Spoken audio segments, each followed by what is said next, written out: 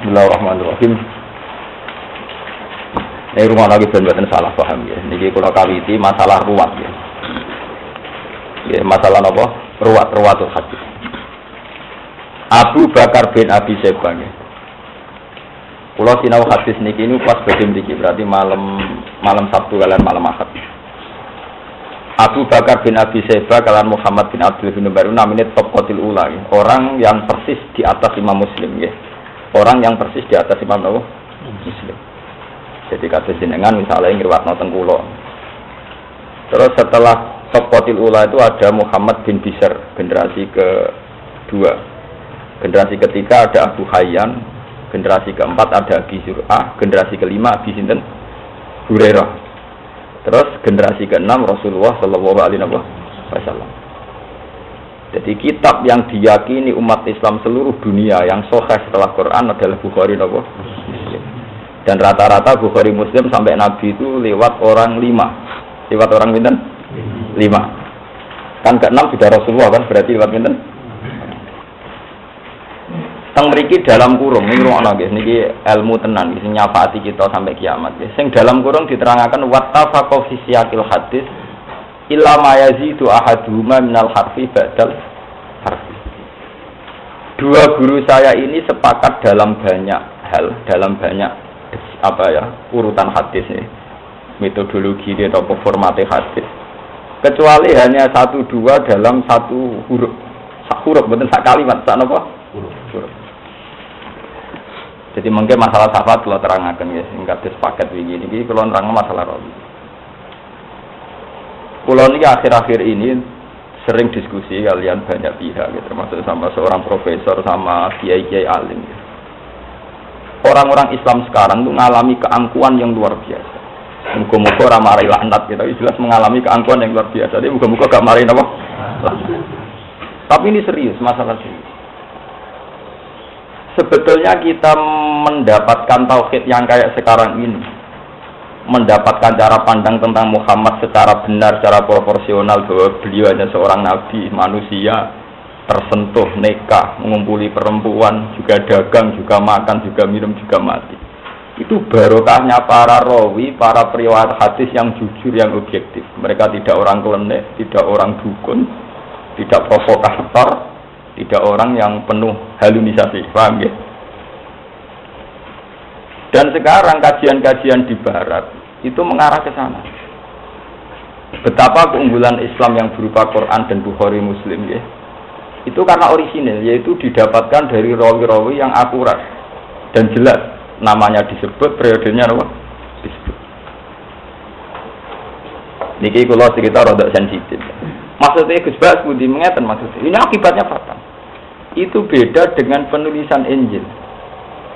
Orang yakin kalau Nabi Isa itu sekarang sudah 2006, 2010, 2009. Berarti sekarang dari miladiyah niku men 2000 gitu, sama tahu.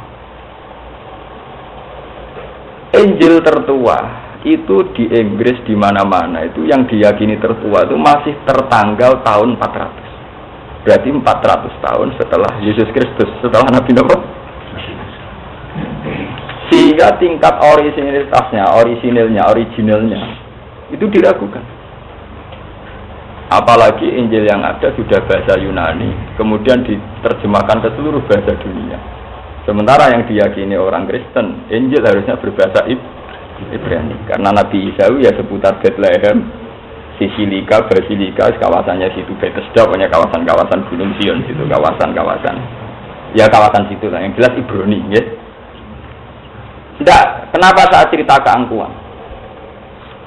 Sa'alim-alime kiai sekarang, umpama sing ngaji Umul Barohin, ngaji kitab tauhid, sak dokter-dokter orang sekarang, misalnya dokter ideologi Islam atau akidah Islam.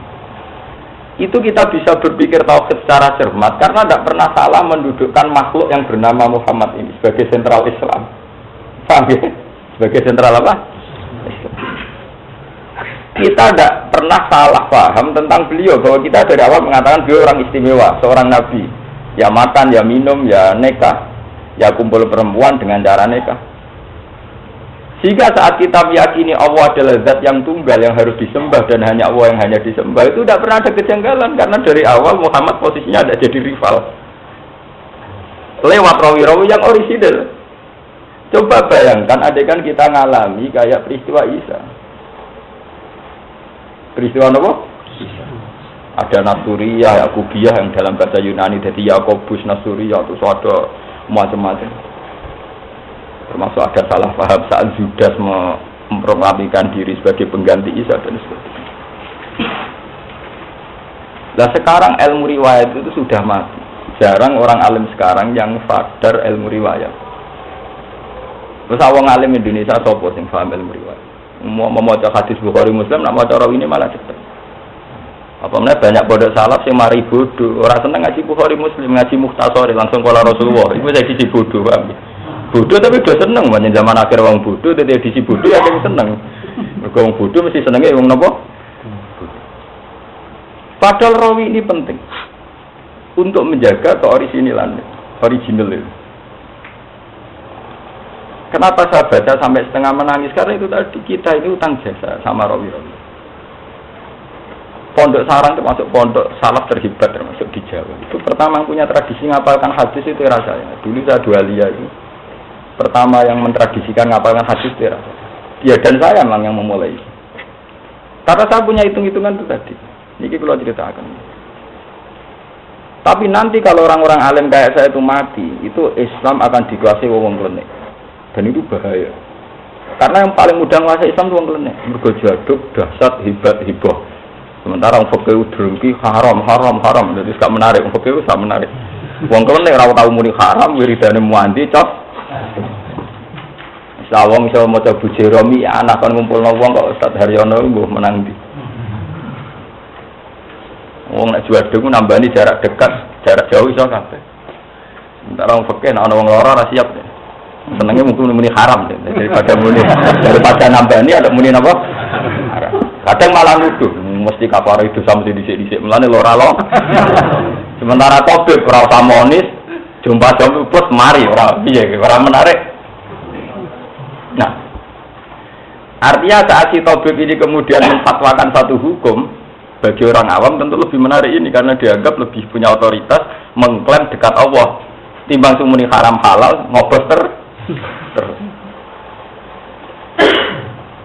Lalu kalau nak sinau hadis rata-rata setengah 4 pagi. Jadi kalau nak tangi jam setengah 4. Wong kalau ulama jadi yang ketangi yo terus niku ge kopi. Ini jujur, orang betul ada tuh jarang.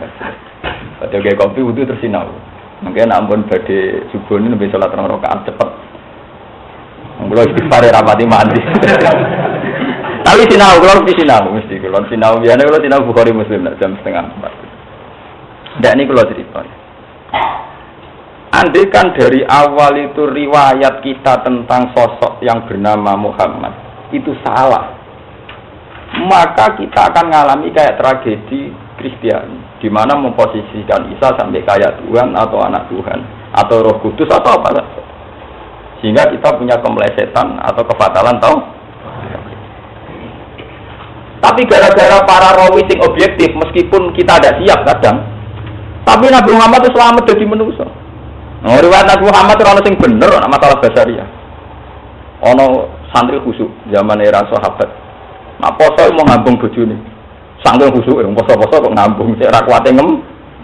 Udah mau Mbak Aisyah. Riwayate joro-joro santri ra siap, joro santri khusuk ra siap.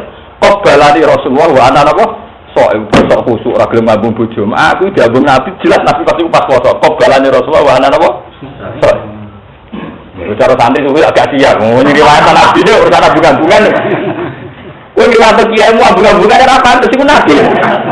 Di riwayat apa balane Rasulullah, wa apa? Tapi kamu harus ingat, edisi Nabi Muhammad adalah edisi setelah kecelakaan tauhid, di mana Isa terlalu khusyuk malah diposisikan oleh pangeran atau anak pangeran. Artinya Basyariah ini menolong sekali sebagai pondasi tauhid. Ya saya ki ono kiai jatuh ora siap. Aku lo siap. Kulo nu mau ora kadung ngalim lu jatuh siap. Mari nek aku jatuh sing mulang liyane ra pantesan, malah kulo terpaksa gak jatuh. Tapi terpaksa lho. Sakjane secara tauhid aman jatuh. Paham? Jadi rasa jatuh, rasa mulia, alhamdulillah. Artinya selamat sampean berarti. Paham? Orang usah jatuh kok rasa mulia, alhamdulillah. Bagus itu cara tauhid apa? Bagus. Di orang mulia cara tauhid apa? Bagus, positif. Orang-orang yang banyak kasus, banyak tragedi, banyak masalah itu bagus. Secara tauhid apa? Bagus. Banyak riwayat-riwayat yang begitu. Bahkan saat banyak sahabat karena ingin akhiratnya selamat, kemudian puasa, kemudian wisol, puasa terus. Nabi cara ngandani itu lucu. Inilah atqakum lillah wa akhsyakum lillah wa a'lamakum billah ghaira anni asumu wa uftir wa atazawajun nisa. Aku wong paling roh pangeran, paling takwa. Ewa semono ya kawin. Malah contohnya ghaira anni ya asumu wa uftir wa atazawajun. Aku ya gelem kawin. Ternyata guyonan-guyonan Nabi tentang basyariah itu luar biasa punya dampak tauhid. Akhirnya Nabi wafat dan saat itu happy endingnya Nabi hanya diyakini manusia sempurna, insan kamil. Allah tetap di atas. Posisi Muhammad nggak pernah jadi rivalitas ketuhanannya Allah Subhanahu wa Ta'ala. Nah dari sini saja, dari basyariahnya Nabi begini saja masih akan ada kecelakaan. Yaitu pas Nabi Muhammad kabundut teng kamare Aisyah fi hujratin apa? Aisyah. Wantasarul khabar. Berita banyak, ternyata yang datang pertama itu para sahabat yang di Sufah. Delala pasti tahu Abu Bakar ada di situ. Ketika Umar datang, beliau meyakini mangkola inna Muhammadan qad mata kotok tu unuko. Sopo sing wani Muhammad muni mati. Tak ketok gulune. Innama huwa yunadi rabbah kama yunadi Musa napa? Saiki Kanjeng Nabi Muhammad lagi munajat mbek pangeran kaya zaman Nabi Musa munajat ning turi napa? Sina. Terus sesaat itu Abu Bakar teko. Abu Bakar rawuh badhe ngambung napa niku wajah Nabi. Ya Rasulullah tipta hayyan wa maita ya. Tipta napa? Hayyan. Betapa indahnya wajah engkau saat hidup maupun saat napa? Meninggal. Tipta hayyan wa maita. Fa inna Allaha akramu min ayu adzibaka marratan. Hasil setelah dari kamarnya Isa Abu Bakar terus pidato. Ini maksudnya kalau cerita pentingnya ini ya, dan ini diriwayatkan oleh Bukhari Muslim. Pidatonya Abu Bakar itu ya Yuhanna. Mangkana ya'budu Muhammadan fa inna Muhammadan qad mata. Wa man kana ya'budu Allaha fa inna Allaha hayyun la yamut. Hei manusa kabeh, kowe nak nyembah Muhammad iki lho Muhammad saiki mati. Dia nak nyembah Allah, fa inna wa hayyun. Terus kan fatala wa ma Muhammadun illa rasul qad khalas min qablihi rusul. Apa imma ta'au qutilang. Sekarang saya nih, setelah sering belajar hadis, ternyata basyariahnya Nabi itu sebagai energi tauhid. Basyariahnya Nabi baik itu masalah ahkam fikih kayak qabbalani Rasulullah wa huwa sahih. Masalah fitrah manusia kayak kebutuhan biologis Nabi juga menikah. Masalah keluarga Nabi ya sering dineng bojone. Paham nggih? Ya keliru-keliru carane mimpin nganti do tukaran. Tapi itu menjadi seni basyariah yang justru menopang energi tauhid karena dengan Nabi ini secara basyariah umumnya basyariah sehingga beliau tidak pernah berposisi kayak Isa yang terlalu sempurna. Akhirnya melesat dianggap pengen. Nah repotnya umat Islam karena keangkuhannya sekarang itu banyak yang begitu. Cara meyakini wali idolanya atau tokoh idolanya. Soalnya wong kene meyakini misalnya Ben Rukin wis tuwek so tak watuk bumi ning Wonosobo ya Rukin. Sekali mati mbah bumi. Sudah Rukin mati ra apa-apa blas. Tapi itu berlebihan ngormati Rukin nganti darani patoke napa?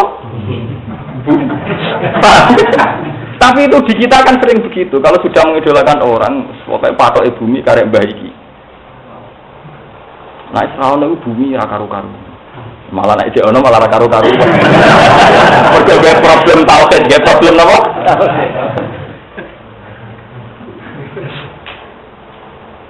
Nah, kenapa saya menerangkan dengan mukadimah niki? Niki kula istikharah. Kenapa saya menerangkan dengan mukadimah ini?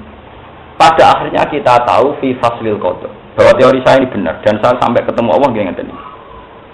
Bahwa saya yakin benar sampai ketemu Allah nggih kula pendapat ngeten iki. Kenapa saya beri mukadimah demikian?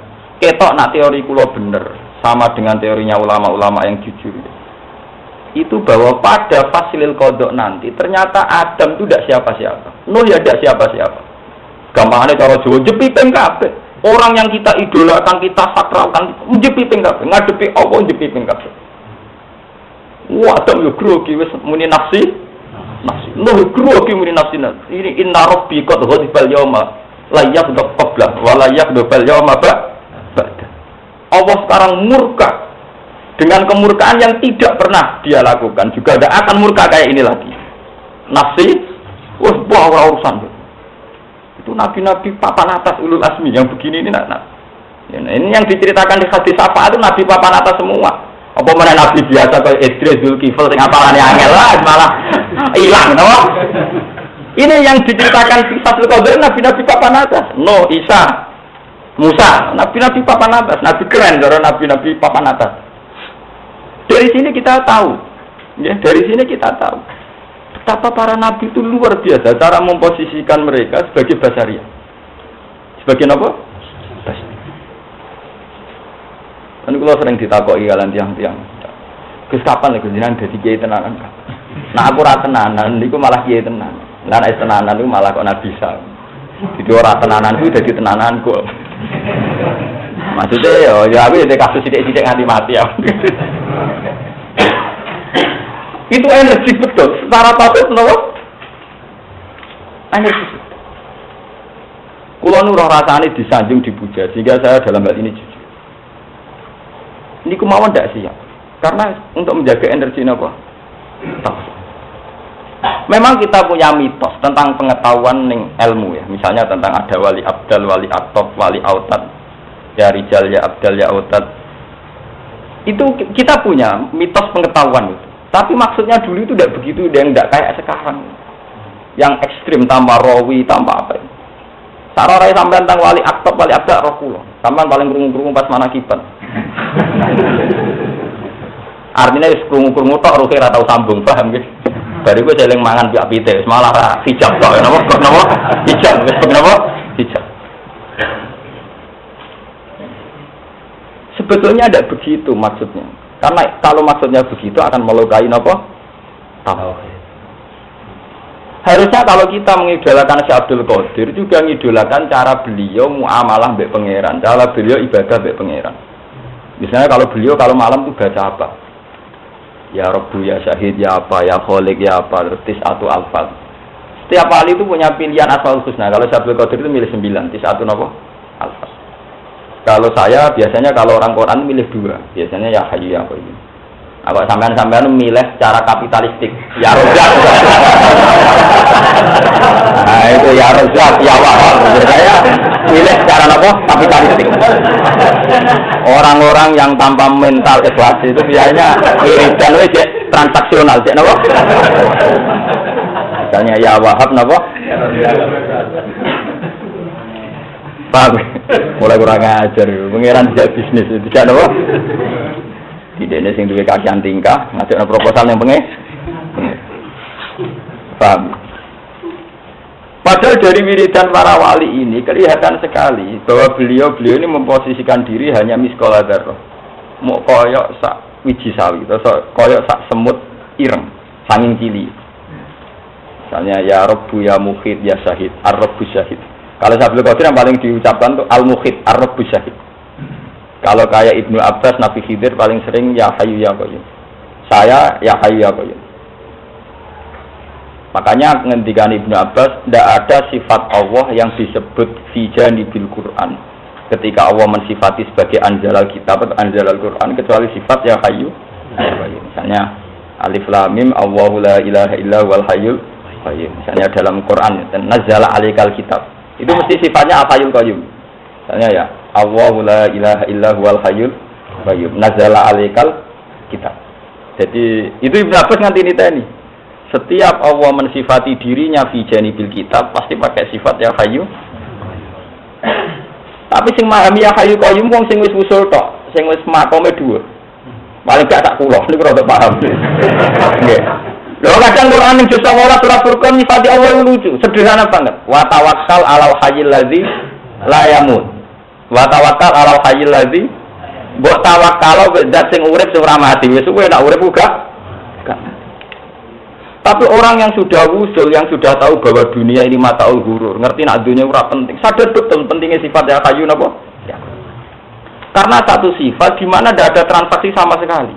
Tidak ada kepentingan basyariah, tidak ada mayat Allah bil khalqi, wa bi hajatil insan, wa bi hajatil khalqi. Satu sifat sing bener-bener jujur orisinal. Ya Allah zat sing hidup. Sifate urip ku kowe untunge apa? Nanyai Fatia Rozak sing akeh rezekine farzukna. Apa meneh ya Rahman irham. Apa meneh wiridane ya Latif kultuf dina. Itu semua komersial, paham ya? Ya Latifan fitidul kultuf dina. Semua transaksional. Napa? Transaksional. Satu kontrak dengan Allah. Nah jenengan ya Latif ya kultuf nah jenengan ya Rahman ya irham. Wow, ya Rahman Rahman ya Khairur Rahimin irham.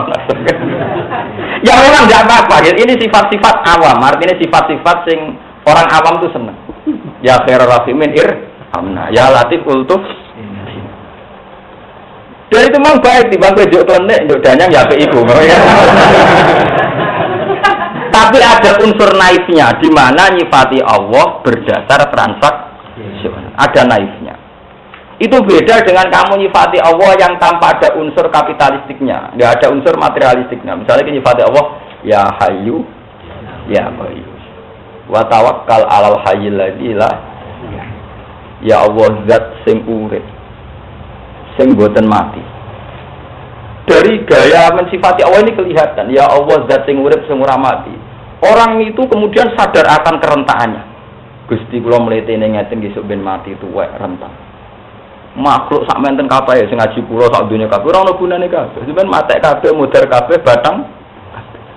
Artinya apa? Dalam diri seorang wali ketika ngendikan ya Hayyu ya Qayyum itu penuh bimahamidah, penuh dengan puji. Hanya engkau yang hidup. Gusti kula dilengkas mati, makhluk kabeh mati. Sing kula cek istighosah masal niki nggih mati kabeh to mawon. Bayang aku sistem besar-besar nggih mati kabeh. Tapi sekadar ada mau lah tapi ra murtad-murtad itu kata sing kenal kula rata-rata mek kula hormati nek kula sing ngomong ora tersinggung malah kata sing kanca kula.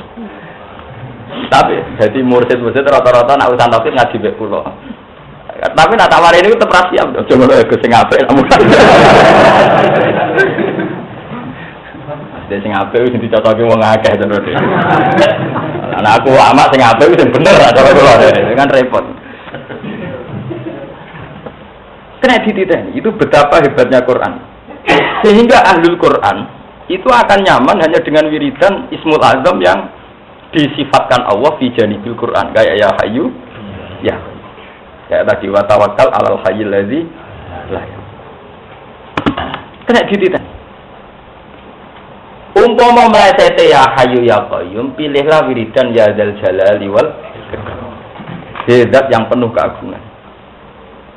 Ora meleset kabeh sing bolak-balik ya Wahab ya Latif. Bar. Untuk tidak lah ya Khairur Rahimin. Memang enggak apa-apa, tapi sebetulnya frekuensi ini harus lebih sedikit dibanding sing khas sifatnya Allah. Misalnya muni ya Latif ping 10, nah ya Hayyu ya Qayyum ping 100. Ya bandingane itu 1, piro. Ora kok ya Latif pirang-pirang ya Hayyu malah janggal. Untungnya apa aku muni sifat Allah ya Hayyu. Ini kecelakaan ya, napa-napa. Tapi emang enggak apa-apa, mau makomnya begitu mau apa? Kelasnya begitu. Tapi kita dilatih sama Rasulullah untuk milih sifat-sifat yang tidak transaksional. Coba sampean lihat sifat-sifatnya Allah yang kita dilatih Nabi Muhammad saat sholat. Misalnya saat sholat kita pas rukuk subhana rabbiyal azimi wa bihamdi. Zat sing agung lan sing maha layak dipuji. Enggak barang itidal ya Rabbana lakal hamdu mil'us samawati wa mil'ul. Enggak sujud ya subhana rabbiyal a'la. Lah saiki sapa sing ngajari produksi ya Latif ya Rahman ayo. Ajarane sapa? Itu udah ajaran yang sering diutarakan Nabi Muhammad. Memang tidak salah, kalau salahnya tidak. Tapi kita akan selalu terbiasa hubungan ibu Allah ora ikhlas. Nak ngono mbok terus-terusno terbiasa hubungan transaksi. Makanya itu kita baca terus, panjang tren wiridan kita begitu. Tapi frekuensinya dikurangi, paham ya? Coba kaji ini volumenya apa? Dikurangi, ya? Porsinya apa? Pun kalau terusakan. Dengan paham tauhid kayak tadi, lewat riwayat yang sahihah, maka posisi para nabi ini kelihatan sekali. Ternyata beliau-beliau itu kecil sekali di hadapan Tuhan. Sampai Nabi Adam, Nabi Nuh yang kayak begitu gelarnya, ngendikan saiki Allah lagi duka inna rabbi qad ghadibal yauma ghadban la yakhdubal yauma mislah wa la yakhdubal yauma ba nafsi cilik jepiping Nabi Muhammad, Nabi Nuh, Nabi Ibrahim jepiping pas fasil qada sehingga ketika dimohon syafaat ngendikan nafsi. Lalu riwayat ini saja sudah kelihatan.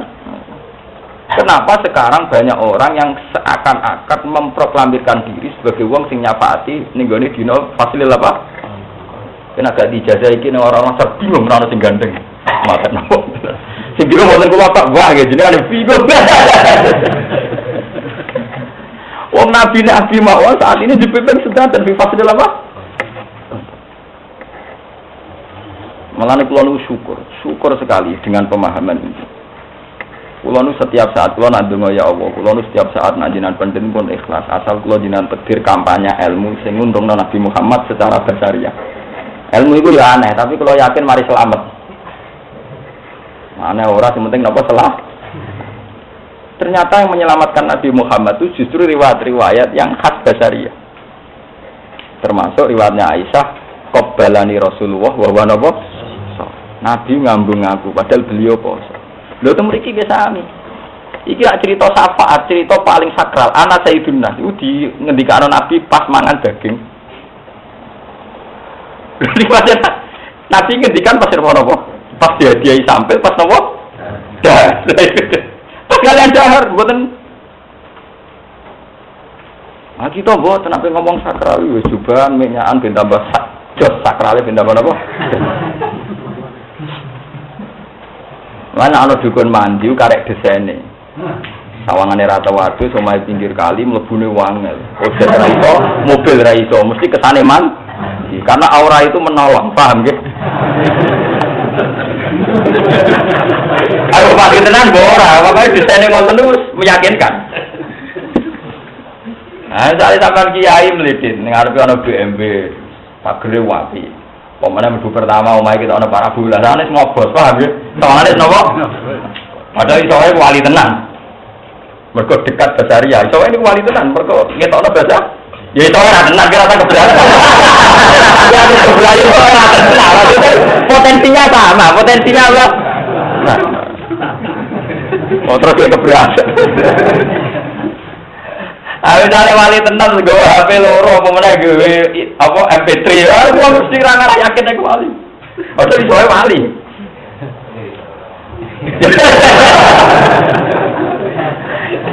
Jadi uniknya ya itu tadi ya, kalau mau cerita Nabi Muhammad itu diutus sausé Nabi Isa, di mana karena Isa itu gayanya khusyuk penuh dengan kebenaran, sampai dia ini saking khusyuk enak ditabok pipi kentengan dikene sing sampai ratau ngecewono siapa saja, malah meleset kebablas dan kepanai pangeran ke pangeran. Mergo saking sempur. Nabi Muhammad trauma dengan itu, cara dakwah malah disifati al-arad al-basa. Termasuk teng riwayat niki. Wong ngendika tentang ana Sayyidun Nas kok pas sampai dahar napa? Sambil wedhus. Lho niki riwayat lho niki mboten gawean kula. Pas sampai dahar. Kayak apa? Biar unsur basariannya kental, biar unsur napa? Basar. Kalau kadang diprotes, Gus jenengan ngaji kok malah jarang ketunan. Kowe nak ngajak bantah marang ora menang, nak ora kok tak jawab, Pak. Jadi sering dulu itu Nabi kalau ngendikan sakral, malah suasananya ada sakral. Yaitu tadi untuk menopang khasat bahasa. Ya, termasuk niki ngendikan Sayyidun Nas pas dahar napa? Lah nek sampean tak jamin ora pakai tok bacare wis kemenusan. Oh, biar beda juga nek kemenusan ora wandi. Kowe wis baca wae kemenusan. Napa menang uraan malah bar napa? Paham ya? Malah napa? Bar. Jadi rasa tiru musim iki tetep masak enggak apa-apa. Wah, bar tenan. Iya. Kiai ra keramat mulang ra sopan tutup sing ngaji. Cara keramat yang orang-orang tutup, maksudnya sambung. Dasariannya dia itu malah mendekatkan kepada Allah Subhanahu wa Ta'ala.